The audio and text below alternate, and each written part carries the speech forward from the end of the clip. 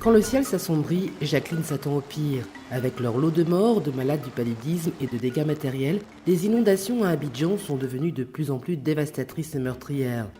Jacqueline Ouattara, résidente du quartier Paillé-Est, se souvient encore des inondations qui ont laissé une marque indélébile sur le mur de son habitation.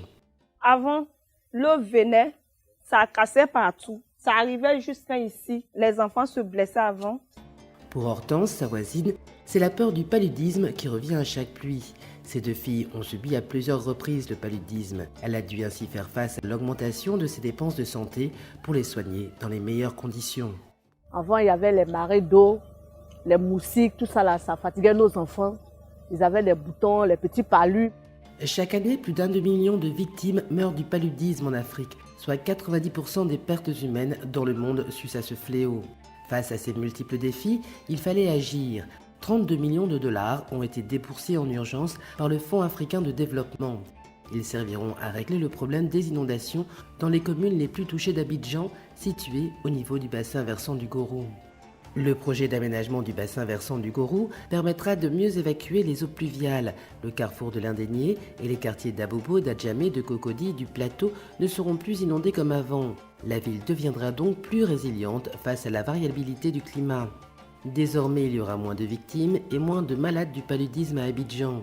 La capitale économique de Côte d'Ivoire subira également moins de dégâts matériels et d'embouteillages. Les effets commencent déjà à se faire sentir. Grâce aux infrastructures mises en place, les quartiers communiquent aujourd'hui entre eux. L'entrepreneuriat dans les quartiers concernés a pris de nouvelles couleurs et de nouvelles constructions sont en train de voir le jour. Le salon de coiffure de Gros-Île ne désemplit plus. Nous constatons qu'il y a un changement. Ça fait que les jeunes viennent, la clientèle, tout et tout. Par rapport à avant, il n'y avait pas assez de clientèle, mais pour l'instant, je constate que ça commence à aller mieux. Le changement se voit partout, les sourires avec. Près de 3 millions d'habitants commencent à voir leurs conditions de vie s'améliorer. Jacqueline n'a plus à souffrir des inondations. Maintenant, ils ont arrangé le coin. Ça va, donc on est à l'aise chez nous maintenant. On arrive à rentrer chez nous. Hortense, quant à elle, est plus sereine pour ses filles. Depuis les travaux sont arrivés, bon, ça va. L'accès est facile. Bon, on va vite dans nos occupations de l'autre côté là-bas. En tout cas, il y a la sécurité. Voilà, ça va.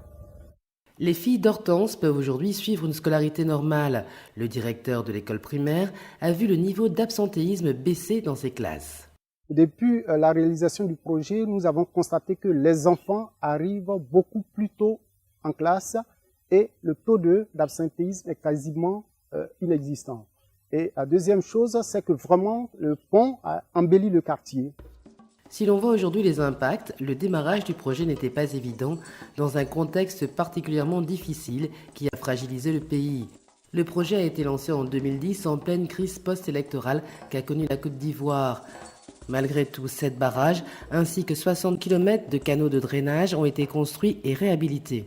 Ce projet n'est qu'une première phase.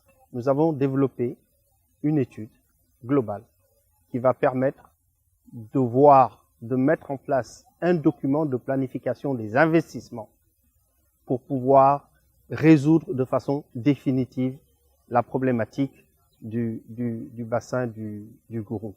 Et il reste évident que la mise en œuvre de ce programme demandera beaucoup de ressources financières, mais également techniques.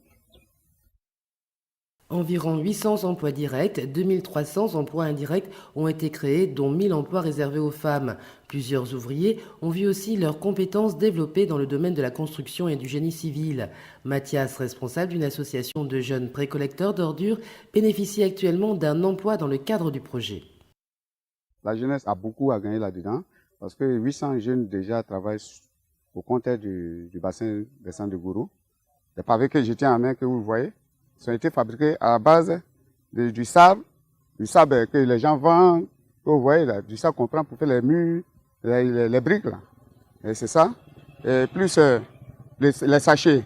Et grâce à eux aujourd'hui, dans tous les quartiers, les jeunes ne prennent plus le temps de jouer, soit de la voile au ballon, mais maintenant ils sont sur les chantiers en train de travailler avec nous. Des jeunes ex-combattants ou qui disaient être candidats à l'immigration ont également trouvé un emploi décent grâce à ce projet. Au-delà de la réponse apportée dans l'urgence, ce projet trace les perspectives à moyen et long terme. Il identifiera à travers la réalisation d'une étude globale approfondie les besoins en investissement sur l'ensemble du bassin du Gourou. Les recommandations de cette étude permettront de régler de manière définitive les grandes questions de développement du bassin versant. De cette manière, la lagune d'Abidjan deviendra de plus en plus propre, favorisera l'implémentation de projets structurants tels que l'aménagement de la baie de Cocody. Les actions de mise en œuvre par la Banque africaine de développement sont complémentaires à celles de la Banque mondiale qui, elle, intervient au niveau de la lagune. Il s'agit là d'un exemple de coordination pour plus d'impact auprès des populations.